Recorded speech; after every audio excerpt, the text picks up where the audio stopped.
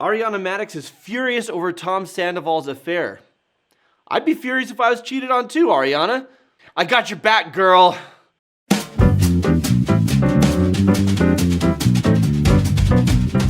Welcome to Therapist Reacts Raw, where my producers give me something that I've never seen before and I react to it in real time using my training and experience as a relationship expert and a mental health expert.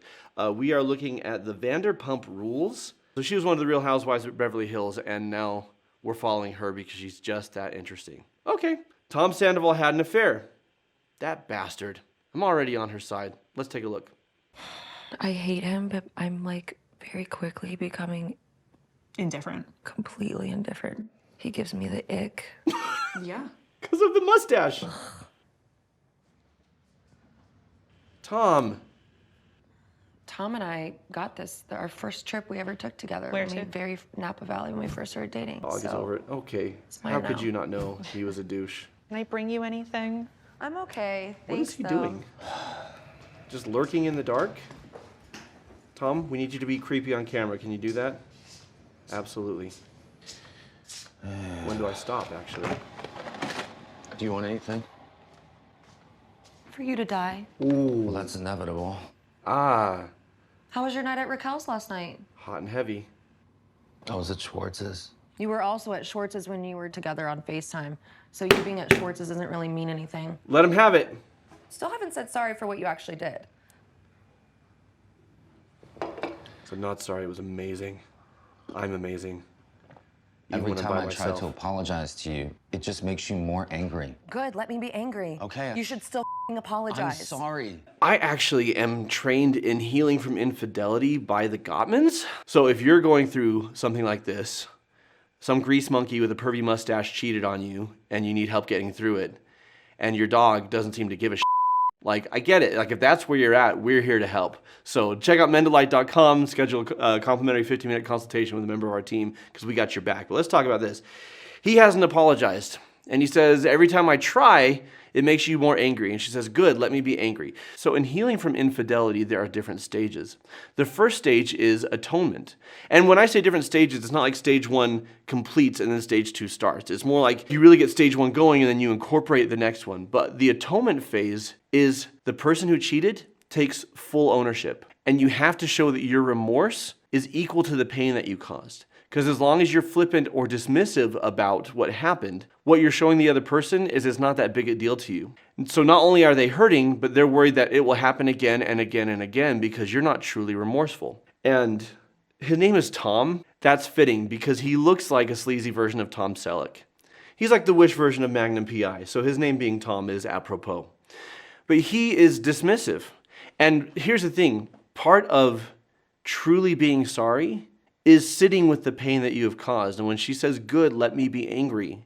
If I've cheated and I want to repair the relationship, if I've cheated and I want to stay together with this person, I have to be willing to endure their pain without being dismissive, without sweeping it under the rug, without minimizing or justifying or shifting blame.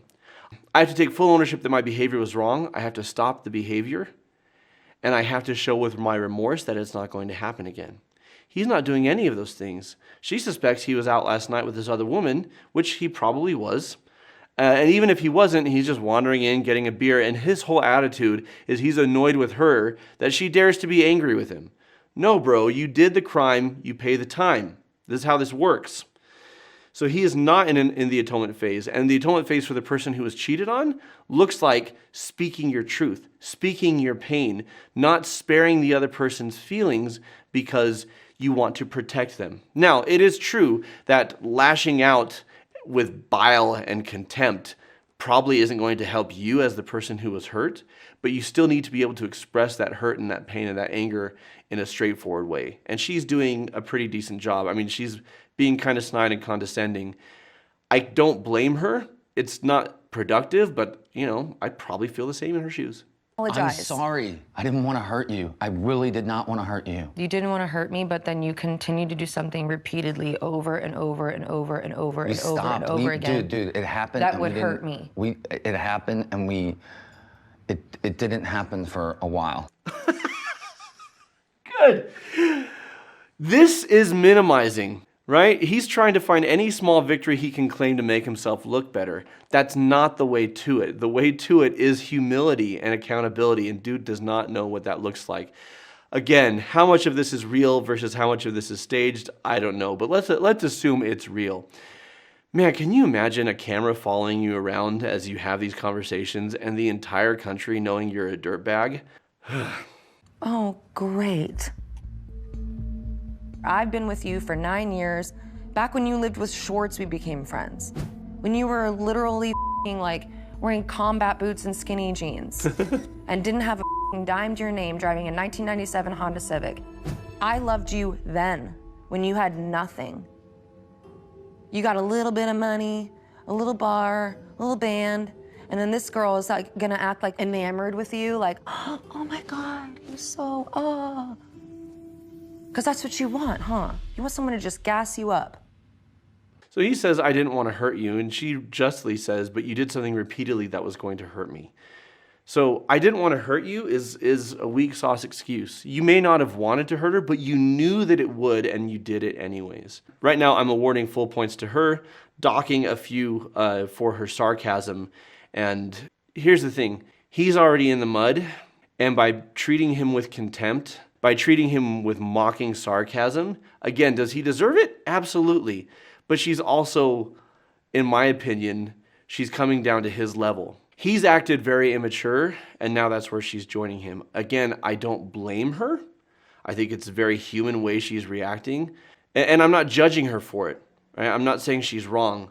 I'm just saying if I were in a therapy session, I would tell her, hey, I don't know that's especially productive. And I would guide her to just speak her pain directly. And which she has been doing, she just takes these detours because she's got so much hurt built up. That girl is searching for identity in men. She has no identity of her own. Willing to stoop pretty good assessment. so low as to one of her best friend's life partners. And that's someone you think is like a good person you should be around? Ooh, okay. Right now, Ariana is assuming that he thinks he's traded up. And this is the thing, when a person is cheated on, there's an insecurity for a lot of people there that the person that the other party, the new person, right, the person that their partner is cheating on them with must be more attractive, smarter, more successful. And then they actually see that person and they go, really? Her? Or really? Him or them? Here's the thing. A lot of people cheat with someone who is a downgrade in one way or another. And I'm not talking about overall worth. I think all of us have the same worth as human beings. What I'm talking about is how people show up in life. If I don't have a lot of integrity, or if I don't feel very attractive, or if I don't feel very intelligent, and I feel insecure with my partner, I may sleep with someone who I feel more confident with, because if I feel inferior in my relationship, I can feel superior in this new relationship. And so a lot of times people who are cheated on finally, see who the new person was, and they go, really? Really? So. I don't know how it happened, it happened. No. As a man, I'm going to take issue with that. The I don't know how it happened, it just happened has been used by men for centuries. The idea that, listen, I'm just a man, right? One thing led to another, yada, yada, yada. She came on to me. What was I supposed to do? Say no? Oh, that is what I was supposed to say. Oh, okay. The idea that you don't have self-control, that these things just happen and that you don't know how they happen. You know how they happen. You flirted, they flirted back, or they flirted with you and you flirted with them. You confided in them emotionally instead of confiding in your partner. Instead of working on your relationship, you turned to an easier solution. Someone who made you feel good, someone who made you feel validated, someone who told you what you wanted to hear. You started to get physical, you started to push boundaries, you started to cross lines that you didn't think you were going to cross, boom, boom, boom, and it just happens sequentially. It's a tale as old as time. This is not rocket science. And the way to avoid it is, if you're having problems in your relationship, decide, do I want to work on my relationship or do I want to be done? There is nothing wrong with saying this relationship isn't working and I don't think it's going to work, or I don't want it to work, let's be done, and then moving on to someone else. Because then at least you're acting out of integrity. But this crap, he's living in such victim space. I apologize and you get mad at me. I don't know how this happened. I never meant to hurt you. Take some freaking ownership. But you know what, guys? Here's the thing. I am not going to look for role models in reality shows. I'm not, because even the thought of it just makes me pissed off. You know where I'm going to look for it? Bluey. Speaking of which, I've got a whole series of videos about Bluey and the wholesome relationship dynamics. We're going to keep watching this, but if you need a palate cleanser of what actual healthy relationships look like, check out our Bluey episodes. Let's keep going. We became really good friends. Like I was seeking something that I wasn't getting here. Like I just said. Selfish, that's really selfish. Okay. It's just the nicest word you could use. It's horrible. Okay. But he's starting. This is good. Me and Raquel became like really good friends. I don't give a about Raquel! Your friendship is bullshit. No, it's not. Yes, it is. No, it's not. It's bullshit. It's disgusting. You know everything. You It's know disgusting. everything. Hey, everybody. You are This disgusting. person knows everything. Your friendship you can't with tell you Raquel anybody. You is can't, disgusting. You cannot tell. Well, guess what? It's real because she treats me with respect. Something I haven't gotten from you in a long time. Okay. So he's trying to rush to the second phase of the healing from infidelity process, which is attunement, right? Attunement is when you recognize that there were problems in our relationship that we had to work on. The issue is that he's justifying his infidelity because she didn't respect him, because Ariana didn't treat him with respect. You cannot blame other people for your behavior. When it comes to cheating, the other person didn't make you do that. You crossed a moral line. It may be true that Tom didn't feel respected in this relationship. It may be true that Ariana treated him poorly. That can be 100% true and valid, and the time will come for her to take ownership of that if they're working on the relationship. But first and foremost, he has to own that the affair was not about what she made him do. It was about him making a decision to cross a line. Because the fact is, if there were problems in the relationship, he could have handled them other ways. They could have got counseling, they could have broken up, but he chose to have an affair. So here's the thing. What he's talking with her about, they could calmly have that conversation further down the road when she feels safe and that he's not going to do this again and that he values the relationship and that he's being accountable and that he's willing to sit with what he's done and not shy away from the pain that he's caused and that his remorse equals that level of pain. But they're not there yet. He's rushing it. Again, his issues with their relationship may be totally valid, but they don't justify what he did. I'm the scapegoat. I'm not saying you're I'm the to blame. scapegoat. I'm trying to get you to understand that, like, That you just had to my friend. it wasn't about it was about a connection where we actually, like, were respecting each other and giving each other confidence. And screwing. Ariana, the relationship just, it wasn't the same, Ariana. We would be separated all the time. Like, you go your way, I go my way. We had no sex life. I lost all my mojo. So my friend. The thing that makes So my friend then. Get your mojo back, my friend. Once I turned 40, I was like, this can't be the rest of my life. That is a very normal thing. I know. That's why you go to couples therapy together. She's right. Again, she keeps lashing out. And anytime she's not lashing out and just speaking directly about her pain or holding him accountable, that's a very healthy way to approach this. I don't blame or judge her for the times that she lashes out. I'm just saying if I were in therapy, I would redirect. And she's doing a good job right now. Now, I'm sorry about the pervy mustache jokes. If you're watching this and you have a mustache, I'm sure it looks amazing. Just, this guy gives me weird vibes. Could have. We both have things. You either get through them together or you break up. Yep. I tried to ask you, I tried to talk to you. Like, dude, these past few months, the amount of times that I got an apology out of you, I could Last count few on months, one you hand. were already my friend. The truth is that you were put already pressure having on me to stay in the relationship. Yeah, but you could still end I it. was like, Ariana, I want to end things. You should not be here if you want to end the You relationship. literally told me, I am not letting you I'm break not. up with me. But she didn't have a gun to your head. Force me out of Yes, this. if that was true, then you should have never been in my bed after that night. True. You should have felt not really been. bad. You felt bad, Tom. You have to end it. You have to leave. At that point, it But was you too were late. already Raquel. Is the It wasn't point. that. It wasn't It just. wasn't that. It wasn't that. That you somebody else was not part of why you weren't there. It's not that easy. Then don't be a coward. It's not just about somebody stroking my ego that this happened. Wasn't just your ego. Heyo! About looks. It came from something much deeper. Like, as time went on, like, we became this, like, support system with each other. Here's the thing. He desperately wants her to understand why he did this. And what he's searching for is something he's never going to get, which is that she's going to say, that makes sense why you cheated and it's okay. He doesn't want to be the bad guy in this. And again, for all my jokes, he may not be an actually bad person, quote unquote. Like there's probably goodness and humanity and decency in him. The fact is, I've worked with a lot of people who've cheated, and very few of them would I actually consider scumbags. Most of them were just people who never thought they would cheat. And they thought that's a line I would never cross. And they spend long enough in a relationship not feeling respected. They spend long enough feeling lonely. They spend long enough feeling rejected. And now they're in this place of vulnerability. But they still made the choice to cross that line. And they have to own that. And he's taking like a step into owning it and then a hard left into blaming her. And she's not going to go there.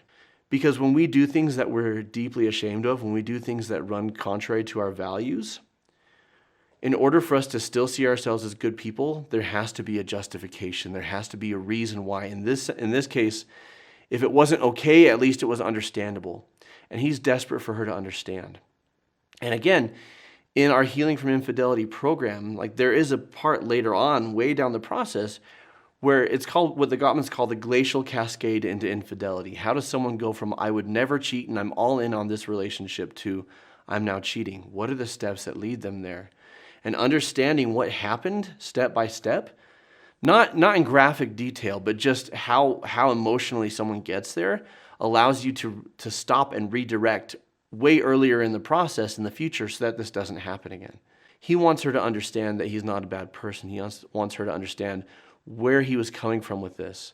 But he hasn't sat long enough with accountability. He hasn't sat long enough with humility. He hasn't sat long enough with ownership.